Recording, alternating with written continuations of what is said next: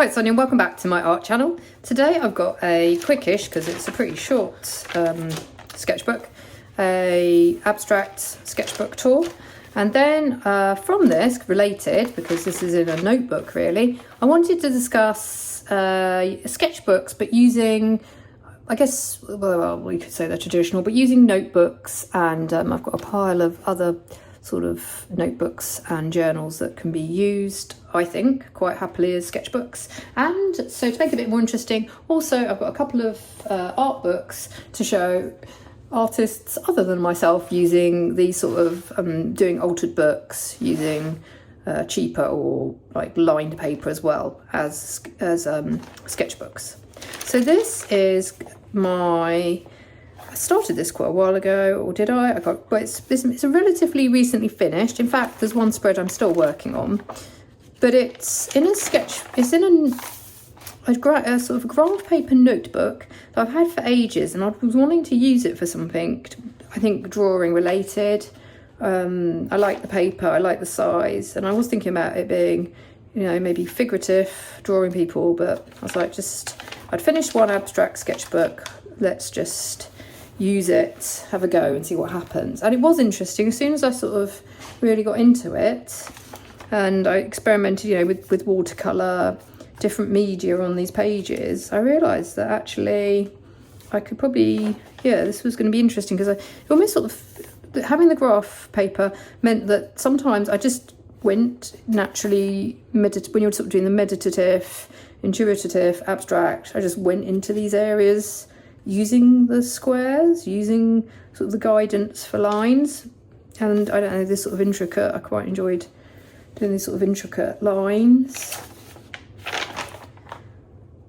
So it kind of sort of built up, and a lot of marker. I don't know why it seemed a good one to use, maybe because of sort of that nature of it being sort of a student notebook. I used a lot of easy to reach markers, pencils. Just, felt tips that I had to hand.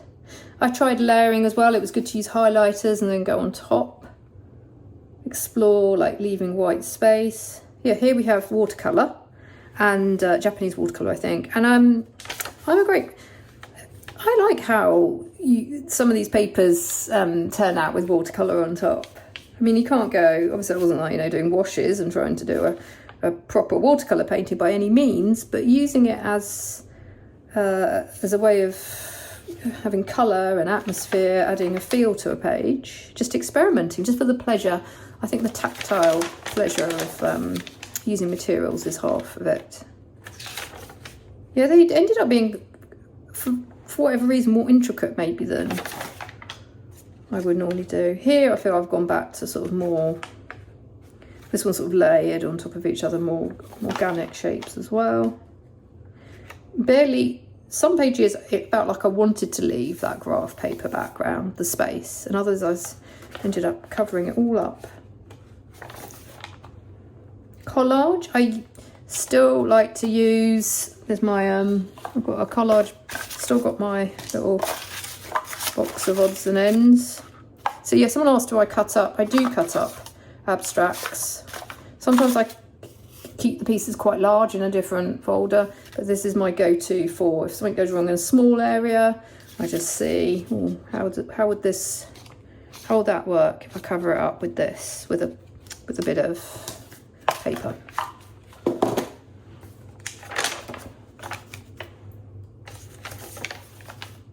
This is completely heavy, lots of layers, layering the watercolour on top of markers, and then on top of the watercolour trying out, I think these are crayons, just wax crayons or oil pastels.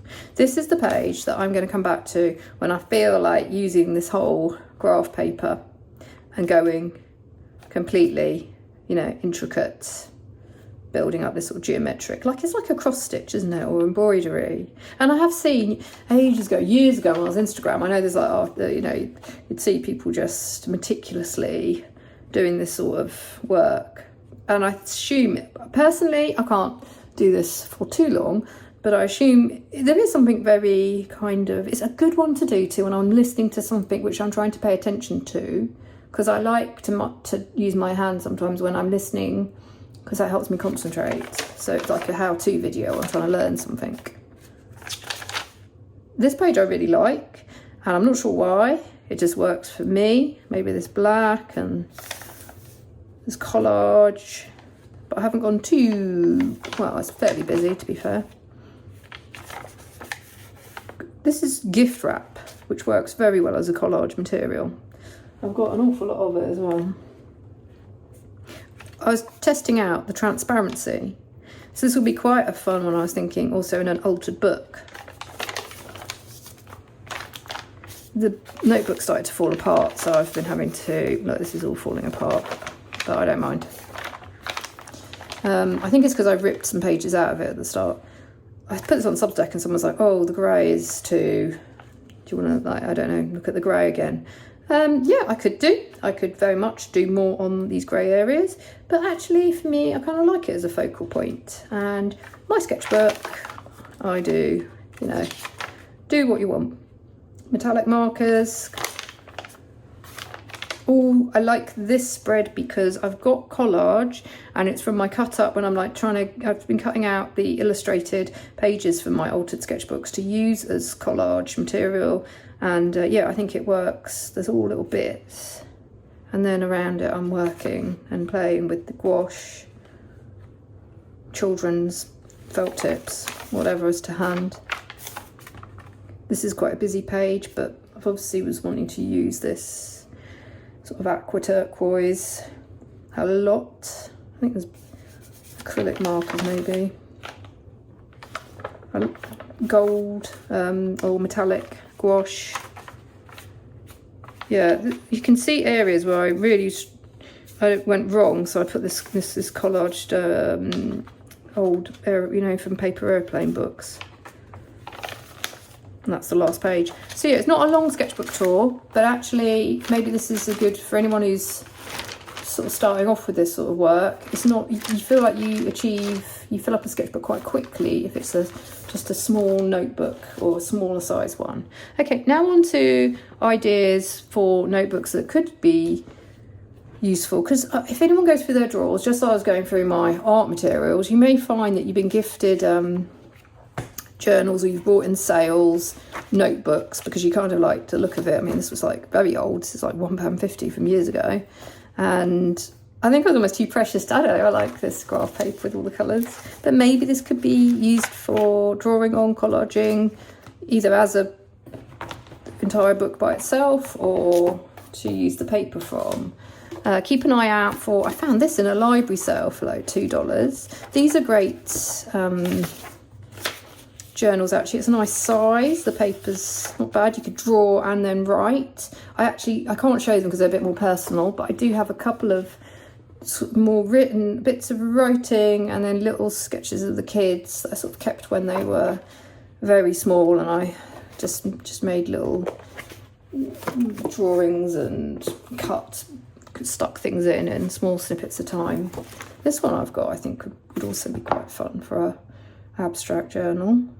Also, they are quite good for just drawing, you know, just drawing, well, anything like landscapes, maybe even you could have a go. Or I see a lot of artists use them beautifully for realistic journaling as well. If you just, it's a matter of finding the right, I think, mediums that are going to work on that paper. Big old, as I say, I'll show you some artist examples. Big old receipt books like this, if you've got any lying around. Could this be? I mean, this is, I don't know why I get a bit precious over these things, because they're not, I will use them, and I think this will be maybe my next when I want a blank abstract project. Kids, if you've got kids and they, you know, they come back at the end of the year and they might have filled a few of their workbooks, but maybe they've got some that have hardly, I can't show the beginning because there might be a few pieces, but then they don't want them. They're like, oh, I don't want that. Could go recycling, well, or be given away. Actually, I might use it. I love this paper. I don't know why, it's the colours. This could also be, but it's quite big. I thought at first maybe I'd use it for like drawing people, but I think I prefer just a normal sketchbook for that. I think this could be another, maybe an abstract sketchbook. And then also, just quickly, this is my current altered sketchbook. So finding an old book. David Shrigley, there's a video on YouTube where I know people sometimes feel really bad about obviously altering actual books, but obviously they get damaged. If you're buying them from the library and they're $1, I'm going to assume that they're not rare, precious ones that should be kept. And there was something about like Dan Brown, I can't remember that one now, what it was called, but he pulped them all to remake them into sort of an art book like 1984, because these books are just, there's so many of the Dan Browns that they were getting pulped. The charity shops couldn't, were just amassing them. So give it a hardback book or something that you've got that's falling apart a new life. Make it, but at the same time I think you've got a sense of freedom in it you may not have, especially an expensive like Moleskine or even a Royal Talon sketchbook.